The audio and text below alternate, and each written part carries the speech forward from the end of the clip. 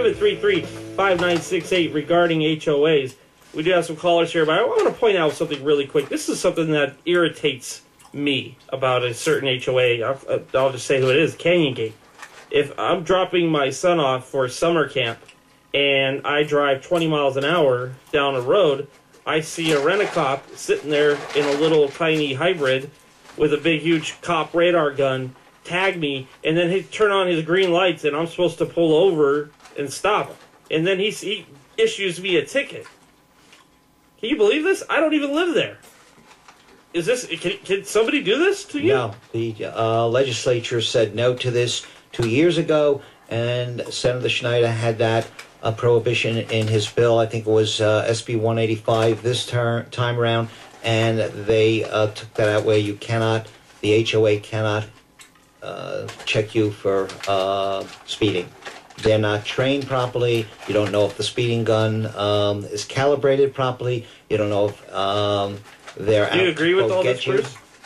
Yes and no. I agree that the typical people operating these radar guns are probably not the most qualified, but I also agree the association, again, by statute, gets to control its common area. And so to say, oh, they don't have the authority to stop you from speeding in their community is wrong. They do. Well, what happened if I didn't pull over when I saw the green lights flashing? Ultimately, what happens in these situations, as I'm aware, is... Do they throw out spike strips? No, they're not going to do that. Helicopters? They're probably not going to shoot at you much either, but they will note your license plate. And again, because it's private property, unless you own inside there, you're not coming back in. Trespassing. Okay, that's a good answer. But again, George, you're on Steve Norton Live. They're not law enforcement, and they can't give you a summons. They're not empowered to. George. Yes, good afternoon. Hello, sir. Hello. I want to thank Jonathan for what he's doing, fighting with the state legislature up in Carson City. I live in a over 55 complex, a small condominium, and mostly 95% of the people are over 80. George, I gotta tell you, I got about 30 seconds because then I got more callers, and we're up against the clock here because we have a lot of information put out in the next 9 minutes. Okay, I just want to mention that they're fighting for the cumulative voting, which not should be, because the fact being that the bully boards can have their people on more or less forever, and this is a problem. I mean, the President of the United States is only on for 8 years, so apparently there's no limit. So this way, I was running for the board, and they seem to just keep winning all the time and put the same people back on, because we have a lot of issues, and I wanted to bring these things up. So all right, well, thank you for your call, George. Yeah, so what about that? I mean, these guys, they stay on these HOA boards forever, and the president, he gets at the most 8 years. Of course, the guys at the HOA, they don't have their button on the nuke, or their finger on the nuke button, so we can understand why we have term limits for the President of the United States versus HOA. Well, we also had term limits for the governor of the state of New York, the state of Nevada, for assemblymen, and the mayor of Las Vegas, the state senators. Right. Why should these board members stay on forever? You have a lot of voter apathy. I know. If they're voted. They're private entities, and everything else you named is public. It's that simple. Okay, there you go. Bobby, you're on Steve Norton Live. Hi, how are you? Good, how are you? We're a small condominium community, 78 units. However, there is no one who wants to be on the board. I've been on the board, this is my 5th year. I've lived here since 1995, so I felt it was my duty to step up and help out.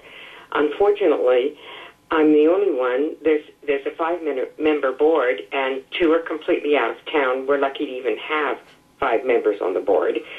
And one of our board members has become ill.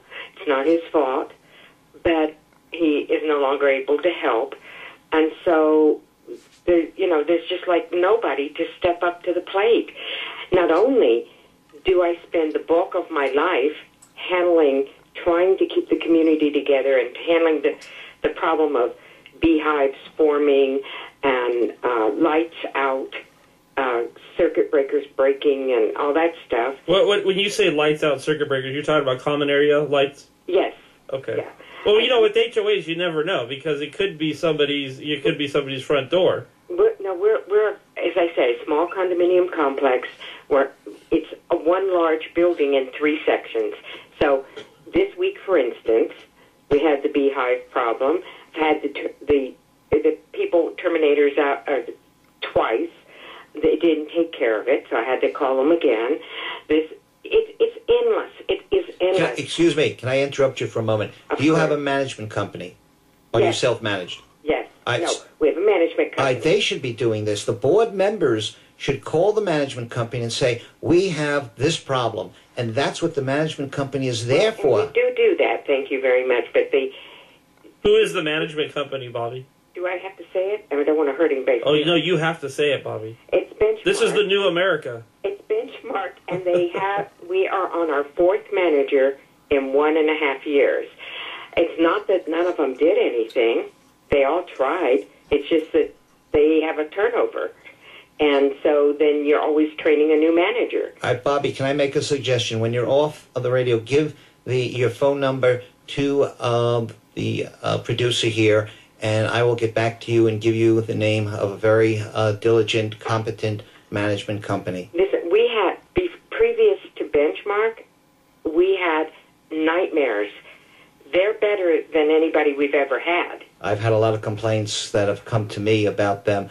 There's a lot of companies out there, and especially the bigger ones, boast that they can give you the best service because they're so large. Well, I found that to be just the opposite. Yes, they are big, but they don't give the small associations the service that you need. Well, oh, Bobby, we lost you there, but thank you for your call. And well, so there you have it. I mean, these board members they're having a hard time finding management companies. Let me ask you this, Bruce: if a neighbor just doesn't like, the guy next door for whatever reason, his cigarette butts blow over into his yard, or his dog, he leaves little treasures on his front yard, so he starts calling the HOA and starts complaining about, that he's got the wrong shade of cream on the front door. It should have been eggshell, and he got, I don't know, what, mocha. It's just, this is some people are going through this on a daily basis. And it feels like a major violation to a lot of these people. It feels very intrusive. But what do you say to them? Do they say, well, don't live in an HOA? Unfortunately, sometimes that's the answer. The example that I give to people sometimes when they're concerned about whether the HOA is the right lifestyle for them is, look, if you own a horse, you're not going to buy a condominium on the 3rd floor because you can't keep your horse up there. Just as you can't keep the horse in the 3rd floor condominium, HOA living is not for everybody. If your hobby involves taking cars apart and stringing the parts on your front yard, maybe not a good fit. But if you want to be protected from your neighbor's bad taste, you have to be willing to give up certain rights on your side of the fence as well. Now, don't people that don't live in HOAs, they do have remedies, don't they? Can't they call the city or the county if somebody is doing, like you said, spreading car parts all over their yard? There is code enforcement in the city of Las Vegas. There's also, if I may, there's a couple of streets, and depending on where the listeners are, if they have themselves out and about, there's a house, and it's public, you can see this from the street. If you drive west on Westcliff from Rainbow towards Durango, you might see a house on the left side, which is the south side, that's an interesting shade of orange. You won't see that in a homeowner association. There's a house on Windmill between Las Vegas Boulevard and 215 if you head east on Windmill, going away from Las Vegas Boulevard. That's an interesting shade of green. You're not going to see that in a homeowners association. So there's certain things you're not going to have. Let's look at it from when we had a deficiency of inventory of housing. So we have all these jobs here, and our population was growing astronomically, and you come in, you need a place to live. Right. You're either going to rent a brand new house that some investor just bought, never even been lived in, or you're going to go buy a house that's never been lived in. What other choices do you have? Isn't this America where, if the land of the free, why can't I have my house orange? Why is my only choice an HOA? Well, that's incorrect. Your only choice is not an HOA. There are plenty of houses, granted, that are not particularly close in to downtown Las Vegas or the Strip, that are not in homeowner associations. And then you run the risk of your property value declining because somebody let their grass die, and then. But look what's happened in our HOAs. The property values have plummeted. And let me just follow something what. Well, a lot of HOAs are not doing their jobs now. I mean, we pull into neighborhoods with HOAs all the time, Tiger and I, and we see the common areas are dead. The grass is dead. I'm just talking about the property values, which had nothing to do with the HOA grass being brown. Complaint was given to me the other day where a association, Ansonia, down in Southern Highlands, board members are being targeted by the Master Association, and one of the complaints was that the Cox cable didn't that was running alongside their house did not match the color of the exterior of the house. Now that's petty violations. Now, and is that a genuine, authentic violation of their bylaws? The Master Association said it was. So now you've got a Master Association going after a sub-association. Well, then we also had, I remember when the artificial grass became popular, it was a short fad. Well, we've only got about 60 seconds left before we're cut here.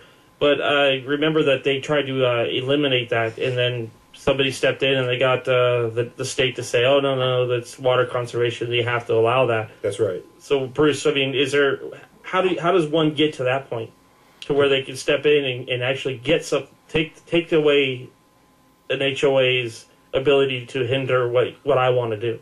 Well, the state law is going to supersede in many instances whatever provisions are in the governing documents. And so, for example, the satellite dish industry is the best example. In most of the older association governing documents, satellite dishes were either specifically prohibited or if they were greater than 3 feet, they were specifically prohibited. In 1996, the federal government adopted some regulations that were very much in favor of expanding satellite communications and other telecommunications, and that all superseded the governing documents. Thank you very much, guys, for coming in. Thank you. Obviously, the HOA is a big issue, so we're going to have you on again in the future. You're listening to Steve Norton Live. We're here every Sunday from 3 to 5. Good night, Nevada. This is KXNT FM HD1 Henderson. KXNT